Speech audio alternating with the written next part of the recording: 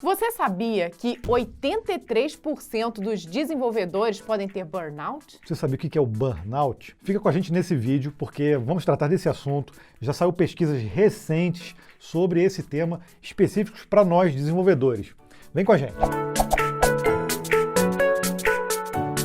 Olá, CDF! Seja bem-vindo nesse vlog que tentaremos fazer da forma mais leve possível, mas que você precisa, sei lá, um chazinho de camomila, né, gente? Como o Gabriel falou, né, tá sendo algo extremamente pesquisado nesse momento e os números impressionam, né? Principalmente agora por conta da pandemia. Mas se você nunca ouviu falar de burnout, eu vou te dar uma definição. Enquanto isso, você se inscreve no canal, dá um likezinho e vai escutando a gente aqui. Olha só, de acordo com o Ministério da Saúde, o burnout é a síndrome de esgotamento profissional. É um distúrbio emocional com sintomas de exaustão extrema, estresse e esgotamento físico resultante de situações de trabalho desgastantes, que demandam muita competitividade ou responsabilidade. Não é privilégio nosso, né? Obviamente que não. Então, policiais, bombeiros, profissionais da saúde, todos eles também sofrem muito com o burnout, obviamente, né? Porque eles têm ali uma responsabilidade, uma pressão, né, monstruosa nas mãos deles. Mas nós também estamos sofrendo e nós vamos mostrar aqui o porquê, né? O que é importante da gente colocar aqui de início é que nós não somos profissionais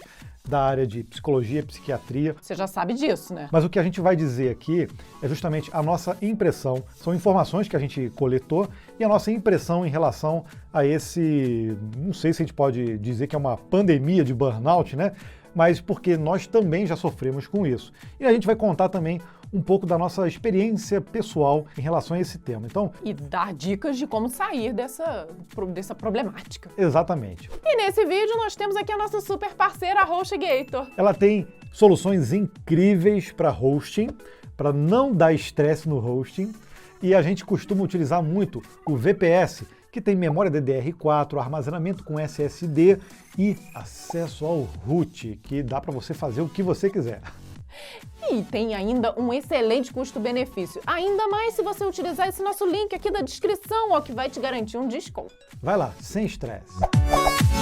Nós já definimos para você o que é o burnout. Tem 3 fatores aqui que classificam ele: sentimento de exaustão ou esgotamento de energia, aumento do distanciamento mental do próprio trabalho, ou sentimentos de negativismo ou cinismo relacionado ao próprio trabalho e redução da eficácia profissional. E ele também apresenta alguns fatores físicos e outros mentais, como cansaço excessivo, insônia, dificuldade de concentração, sentimento de fracasso e insegurança, negatividade constante, sentimento de derrota e desesperança, sentimento de incompetência, alteração repentina de humor, isolamento e fadiga. Esse é o problema, né, gente? Acho que é comum todos nós nos esticarmos em alguns desses itens.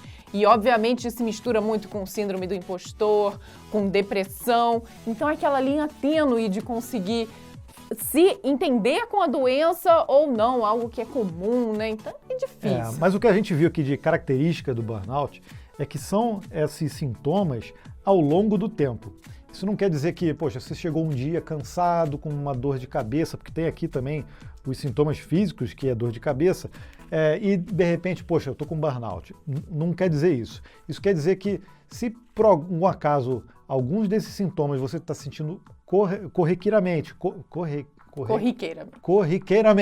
certeza isso em algum momento vai te levar numa estafa, vai te atrapalhar o teu desempenho profissional e pode levar num burnout, né? Vou falar agora aqui os sintomas físicos: cansaço excessivo, dor de cabeça frequente, fadiga, pressão alta, dores musculares, distúrbios gastrointestinais e alterações nos batimentos cardíacos. Ticou algum desse aí? Dor de cabeça e estômago, tá sempre na minha lista. Pra gente ver, provavelmente se você sente algum desses sintomas, vou te dar um aconselho aqui agora.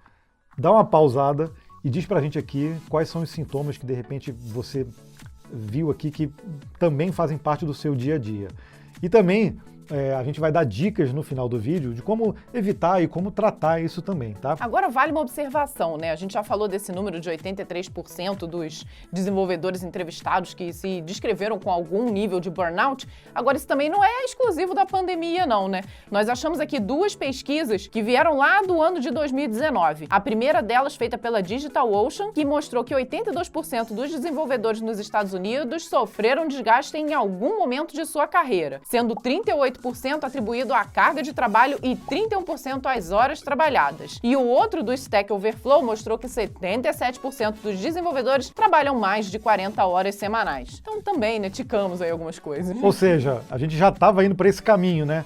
Eu acho que, muito provavelmente, a pandemia piorou esse caso. Aliás, provavelmente e com certeza, porque né? a gente tem aqui um outro estudo aqui, que foi feito pela Oracle e a Workplace Intelligence, determinou que 2020 foi o ano mais estressante da história para os trabalhadores em todo o mundo. E aqui, foram 11 países pesquisados e 12 mil funcionários, em diversos níveis diferentes. Coloca aí o estresse emocional de toda a pandemia acontecendo, um home office que teve que ser adotado de um dia para o outro no estalar dos dedos, então você não sabendo qual ia ser o futuro da doença, da empresa, do emprego. É insegurança para tudo quanto é então, lado, realmente né? tende a piorar, né? E aí, o que acontece? O burnout, por ser essa síndrome ao longo do tempo, a gente acaba sentindo isso agora, né? Passados aí um ano e pouquinho. E até melhorando já essa situação de pandemia, né? As coisas começando a voltar ao normal, graças a Deus.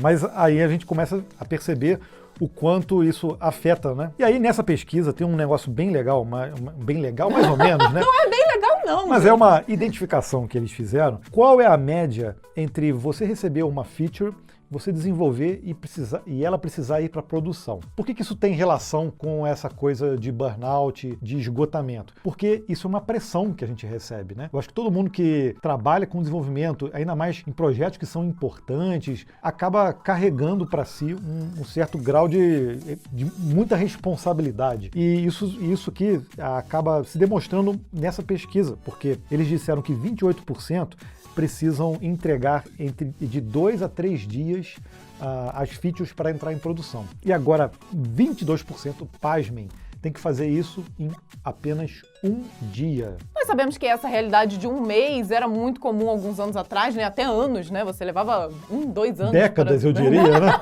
para construir um sistema. Hoje isso é impensável. Então, ok, você preparar uma feature em um mês vai ser um caso muito específico, de algo muito complexo. Mas um dia... É muito curto, né? Então isso bota uma pressão muito grande. Coloca aí nesse caldeirão aí home office, essa insegurança toda causada pela pandemia, essa adaptação ao trabalho remoto que não é fácil. Tudo fica mais difícil, né? Não é um ambiente de trabalho para a maioria das pessoas mesmo. Outra coisa interessante dessa pesquisa é que mostrou justamente as razões pelas quais as pessoas acharam que esse aumento no burnout aconteceu durante a pandemia. Alta taxa de trabalho... É o que já estava aqui na outra pesquisa dizendo. Sim, né? A mesma coisa, não mudou, né? Mas ineficiência nos processos, e aí eu acho que vem desse desespero em ter que se reinventar tão rapidamente no home office, metas e objetivos que não estão claros.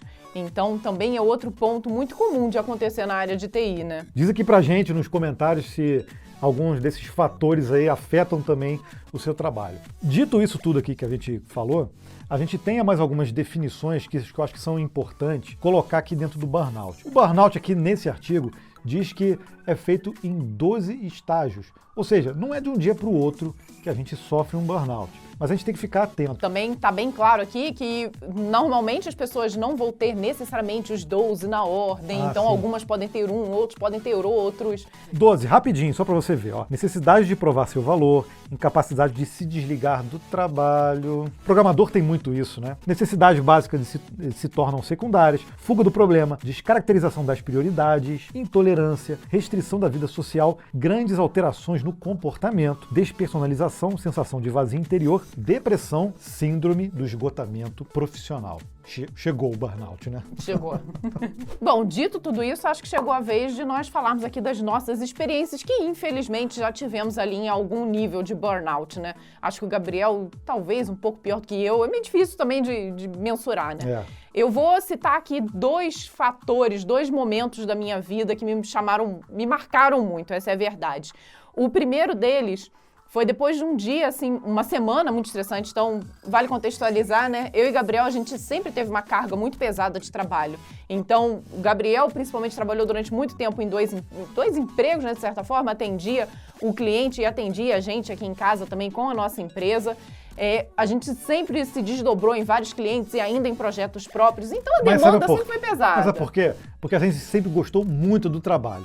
E isso não tem relação com burnout, gostar ou não gostar do trabalho. Independente disso, é em relação à carga do trabalho, né? Eu acho até que é o contrário. Normalmente quem gosta muito tende a ter mais burnout, porque a gente se dedica mais, se cobra mais. Então é aí talvez que eu e Gabriel pecamos para chegar no burnout. Tava ali numa semana muito complexa, muita coisa acontecendo, e num dia específico eu tive um problema num cliente e foi o dia inteiro para resolver aquele problema, lidando com o cliente, tentando resolver código. O Gabriel na época estava me ajudando, mas eu que estava ali o tempo todo com o cliente. Era então um e-commerce, né? Era um e-commerce e foi uma situação ali estressante naquele momento, e o cliente chateado, a gente achando que ia perder o cliente, ou fazendo o possível para contornar a situação, resolver.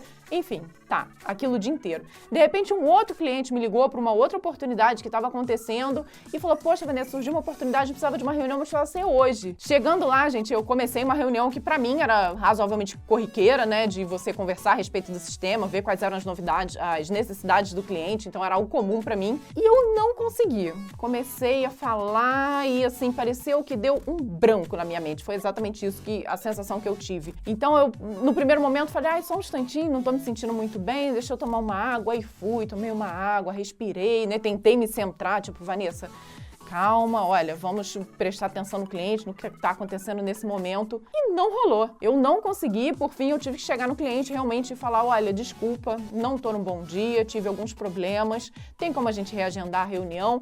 E me senti muito mal. Eu saí dali, gente, assim, péssima. Deu aquela sensação de, nossa, fiz o cliente perder tempo, eu perdi o meu tempo, foi incompetência minha, incapacidade, não consegui segurar o meu emocional. Aí, né, automaticamente comecei a me culpar daquela situação. Liguei pro Gabriel, ainda do carro, sem parada, falei: Gabriel, cara, aconteceu isso, chorando, aí já o emocional já foi pra cucuia.